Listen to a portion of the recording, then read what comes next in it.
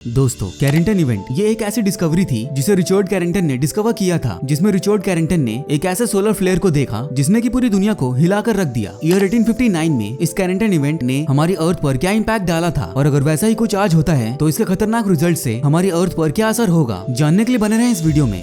दोस्तों, जब कैरेंटन ने सन के सरफेस पर इतनी बड़ी डिस्टर्बेंस को ऑब्जर्व किया तो इन्होंने दुनिया को एक्सप्लेन करने के लिए इसे a singular outbreak of light which lasted about 5 minutes का नाम दिया। और इन्हीं के दिए गए डिटेल्स के अकॉर्डिंग 2016 के रिसर्च में ये पता चला कि ये सोलर फ्लेयर किसी इंसान के द्वारा देखा गया सबसे पहला सोलर फ्लेयर था। लेकिन आखिर सोलर फ्लेयर्स होते क्या हैं? सोलर फ्लेयर्स ये सन के सरफेस से निकलने वाली एक काफी ज्यादा अमेजिंग रिंग होती है, जिसमें सन के सरफेस पर कई सालों से मैसिव अमाउंट में स्टोर होने वाली मैग्नेटिक एनर्जी जब अपने मैक्सिमम लिमिट पर होती है तो वो एक सर्टेन स्टेज पर ओपनिंग देखकर अपने आसपास के प्लाज्मा में मौजूद हाईली चार्ज पार्टिकल्स को इतनी ज्यादा एनर्जी के साथ एक्सेलरेट करती है कि सन की मैग्नेटिक फील्ड भी इस एक्सप्लोजन के सामने नहीं टिक पाती। और जब इतने ह्यूज अमाउंट में सारे के सारे पार्टिकल्स पूरे सोलर सिस्टम में फैल जाते हैं तो उन्हें सोलर फ्लेयर्स कहते हैं। दोस्तों, सोलर फ्लेयर से निकलने वाली हाई एनर्जी यानी इलेक्ट्रोमैग्नेटिक रेडिएशन इतनी ज्यादा स्ट्रॉन्ग होती है कि इस एनर्जी को सोलर सिस्टम में मौजूद किसी भी चीज से कंपेयर करने का मतलब एक हाथी को किसी चींटी से कंपेयर करना होगा। अब दोस्तों, इससे आप ये अंदाजा लगा सकते हैं कि हमारे सन के पास कितनी ज्यादा अमाउंट में एनर्जी मौजूद है। और दोस्तों, यही रीजन है कि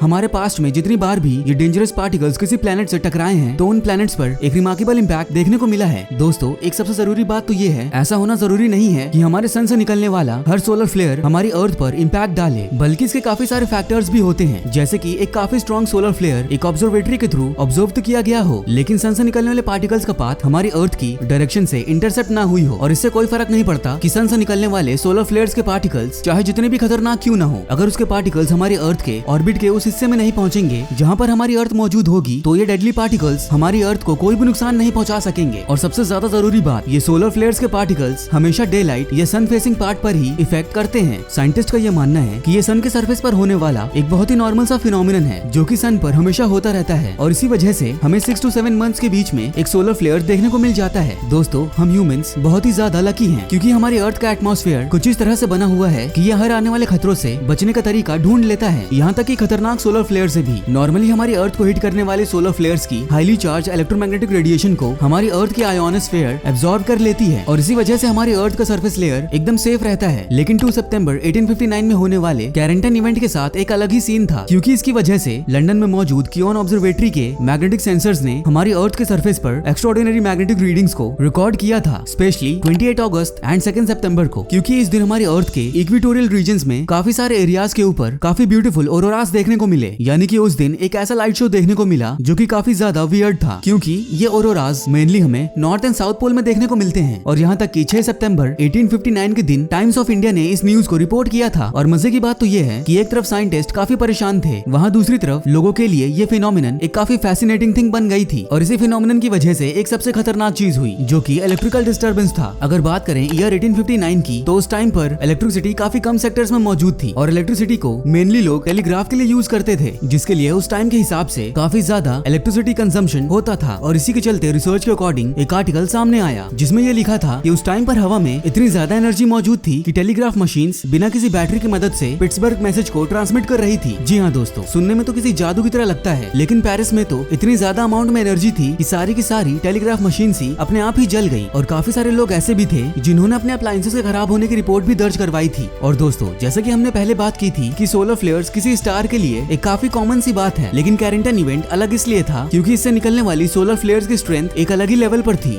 साल 2021 के हडसन के एक स्टडी में उन्होंने ये बताया कि कैरेंटन इवेंट के वक्त इलेक्ट्रोमैग्नेटिक रेडिएशन के साथ साथ प्लाज्मा क्लाउड भी काफी ज्यादा अमाउंट में हमारे अर्थ के मैग्नेटोस्फीयर में ट्रैप हो गए थे, जो कि धीरे धीरे हमारी अर्थ के सरफेस पर आने लगे थे। और इसी वजह से इतना ब्यूटीफुल ऑरोरास देखने को मिल रहा था। हालांकि हडसन कैरेंटन इवेंट को किसी सोलर फ्लेयर से ज्यादा एक जियोमैग्नेटिक स्टॉर्म के फॉर्म में कंसिडर करते हैं, और ये इतना ज्यादा डेंजरस हो सकता है कि ईयर 1989 कनाडा में एक बहुत ही छोटा जियोमैग्नेटिक स्टॉर्म आया था, जिसकी वजह से पूरे के पूरे कनाडा को एक काफी भारी नुकसान चुकाना पड़ा, जिसमें कि सारे के सारे electrical appliances and power grids पूरी तरह से बंद हो गए थे, और जिसकी वजह से पूरा का पूरा कनाडा पूरे 9 आवर्स तक अंधेरे में था। दोस्तों, अब आप इससे यह अंदाजा लगा सकते हैं कि इलेक्ट्रिकल स्टॉर्म इतना ज्यादा खतरनाक हो सकता है कि ये हमारे अर्थ के पूरे पावर ग्रिड्स को हफ्तों या फिर महीनों तक बंद कर सकता है। दोस्तों, उम्मीद करता हूँ इस वीडियो से आपको कुछ सीखने को मिला होगा। और क्या आपको इससे पहले कैरेंटन इवेंट के बारे में मालूम था? हमें कमेंट बॉक्स में बताइएगा जरूर। और दोस्तों, आज के लिए बस इतना ही। मिलते हैं आपसे एक और न्यू एक्साइटिंग वीडियो में। तब तक के लिए गुड बाय एंड जय हिंद।